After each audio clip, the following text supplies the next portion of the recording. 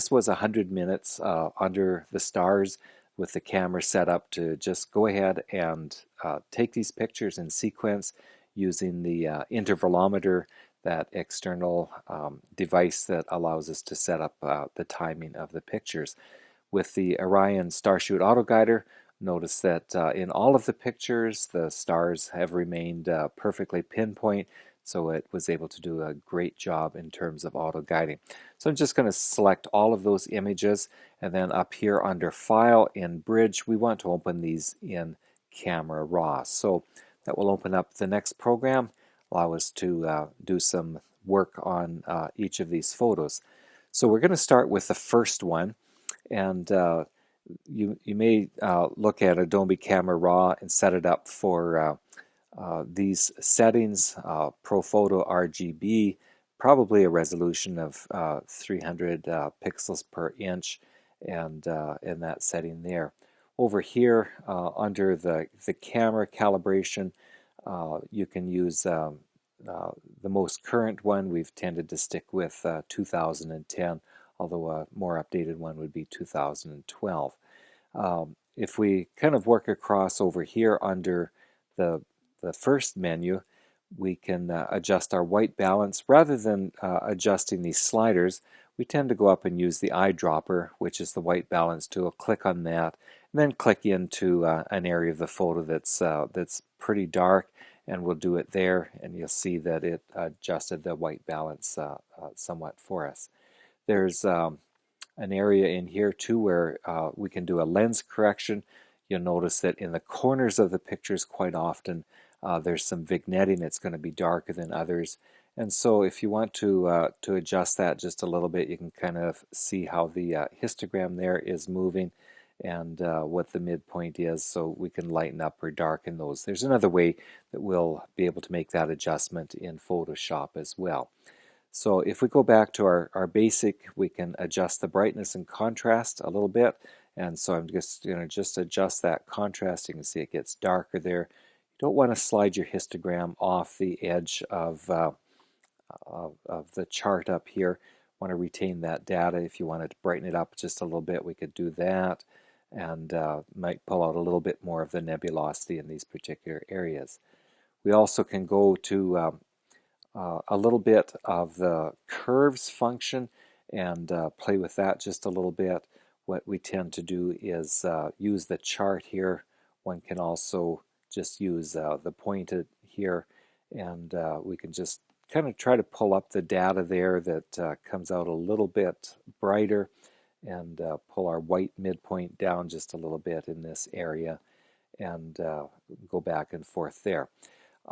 There's also noise reduction, so we just kind of crank that up and allow Adobe Camera Raw to remove a little bit of the noise that's there. Tend to just move those, not go in too much detail on that. So there we have a picture. You can kind of take a look and sort of see if the reds have come out. There's some nebulosity there. You don't want to go too much on that, or it pulls everything too far out of balance. But that gives us a fairly basic Camera Raw adjustment layer. Again, you can look at some of the other possibilities here in terms of highlighting the shadows and the saturation point. You can see what happens if you pull that too far out of line. But we tend to use the basic ones here, particularly using the brightness and the contrast to try to pull everything up as much as we possibly can to be able to find and use the data that's there.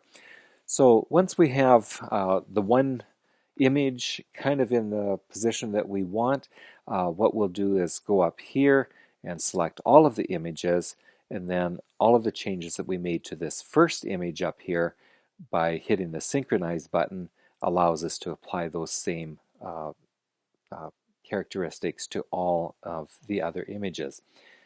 Again, this is in Camera Raw, so we're not changing the basic data. If we want to go back and change it later, we can always do that. But this applies all of those changes to all of the photos that we took there. And then we will be able to open all of those images in Photoshop. And again, it takes just a minute because we've got some very large files here, 127 megabytes on each of those images, and so it just takes a few moments to get all 5 of those open. You'll see that they're kind of all stacked up here. We've got 3 open, and the 4th, and now finally the 5th. And again, really quite large images, and if we look at our information down here, each of these images is only showing up as 16% of the full-size image. So we have all of these images open, and what we're wanting to do now is register and stack them. In Photoshop, we use under the File command, we go down to Scripts, and then from Scripts we go over and down to Statistics. And this doesn't seem to be particularly obvious in Photoshop, but this is the way that you can stack your images. So we'll click on Statistics, and we have this opened up. Generally, we want to use the method called mean. The other option that we could use is median. If there was a satellite trail or some imperfection in one of the photos that we wanted to eliminate, then we could use median. But mean gives us the best resolution, and so we've opened up 5 images, and we want to have all of those show up here.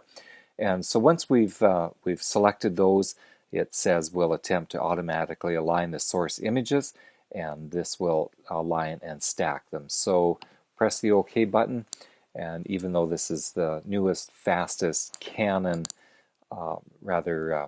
Apple Macintosh processor computer, it does take a few seconds for it to align and process all of these photos together.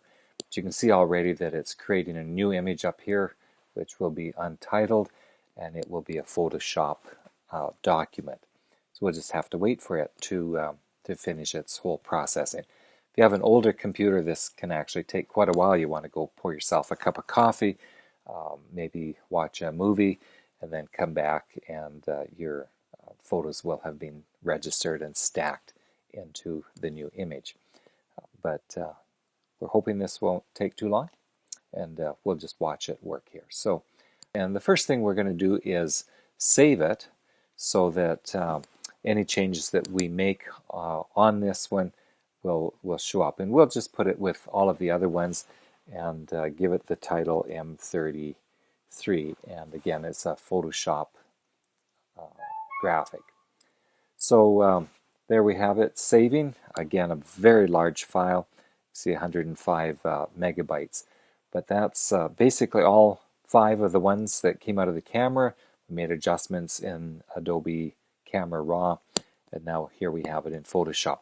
We're going to do a few other adjustments here before we have our final document. There's numerous ways that you can continue to process this. Again, we just recommend Alan Dyer's workshop or Warren Keller's imaging videos for many of the other ways that you can work with these photos. What we're going to do here is use the adjustment levels, and you can find that in Photoshop under Window and Adjustments, which we've got open there. And so the first thing we'll do here is our brightness and contrast. And again, this is just art, and it's in the eye of the beholder. You can adjust your contrast up and down, try to pull out some extra features. We continue to go back and forth and change that. We've installed a plugin called Gradient Exterminator, and that tends to take care of the difference in brightness in the corners. And so we're going to do a high level of Gradient Exterminator and just allow that plugin to make some adjustments for us in the particularly in the corners to try to even out the brightness throughout the image. So we've done that, and again, you could continue to do that more and more. We use levels quite regularly in terms of making adjustments. We can see even right now that the histogram, it's pushed pretty much right up against this edge. So we don't want to do any clipping. If you go over there, you would actually be losing some data. You can pull this one back and forth and see what happens in terms of pulling out the brightness. One of the most powerful commands in Photoshop is curves. And so that's one that we will use a fair bit here, and don't want to go too far each time, but what we're doing here is we're pulling up some of the data that's just above the dark line to make things a little bit brighter. Then we want to pull this one down a little bit so our whites don't get blown out, and adjust that just a little bit. And then what we tend to do is go back and forth between levels and curves a fair bit, and you can see how it's pulling out things here on the histogram so that a lot of the data that's there in that picture tends to come out. So we'll go back and forth there, and again with our brightness and contrast, again we can brighten that up, darken it, and you can see a combination of all of these commands allows us to bring out more and more of the data that's in this particular picture. So again, just kind of go back and forth here a little bit. There's our curves again, and we're flattening out that histogram a little bit, bringing up a little more data. And again, you can do multiple steps of the curves, and it allows us to bring up the data without destroying things totally each time that we go back and forth. So there again, we'll check our brightness and contrast, maybe just bump up the contrast a wee little bit more, go back to our levels and check to see how we're doing on that, refresh the histogram by punching it there. You can see that we're almost starting to lose a little bit of data here being pushed up against the edge. So at this point, we'll probably call it quits in terms of the processing. There's numerous other ways that you can continue to do processing here in Photoshop, but this gives us a pretty basic direction in terms of what we're doing. One of the other things that we sometimes do in Photoshop to bring out some of the nebulosity, especially the reds, is a little process where we copy and create extra layers. So we're going to make 3 layers of what we have here just by dragging it down there. We've got 2 copies. Let's just make a 3rd copy here. And then what we simply do is we select this top layer and we go up into this area and go to luminescence on here. So just go down to luminosity on that particular one, and we'll choose the 2nd layer, and similar we will go to soft light, and then we take those 3 layers and we'll merge them down. So if you take a look in our area up here under layers, and it says merge the layers, we'll just kind of watch what happens in our picture there. It tends to just pull out just a tad bit more of the reds, and again we want to just save our picture there. You can also see that in our framing that the galaxy is up in the photo just a little bit because it's such high resolution.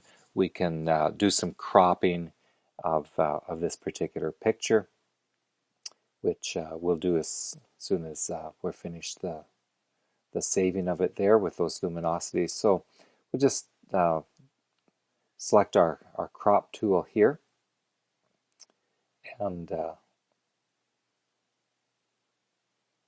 we're saving this image to an external hard drive, and so it does take a little bit longer. So in terms of our cropping, we're just going to take it from there and crop it about there so that the galaxy is primarily what's showing up. So just go down and crop that, and then we'll deselect that, and once again we're going to save this as the image that we want to hold on to as a Photoshop document.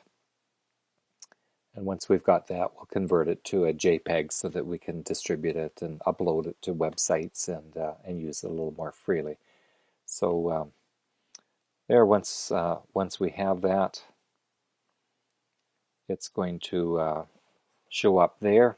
What we can do is we can go back to our bridge program, and you can see we have the document there. And if we want to compare that to the documents, all of these are pretty much the same. So we'll just select one of those, and we'll just go through those two back and forth, and you can kind of see the difference between the one 10-minute image that comes out of the camera and then what we've done in terms of having stacked them and processed them into this particular image here. So that's kind of our Photoshop process. And again, now that we have that, we're going to just save it as a JPEG as well, so that we can resize it and use it a little more freely on websites. So there we have our JPEG as well. So we wish you good imaging and processing, and hope that this has given you a few tips on getting started in terms of your processing.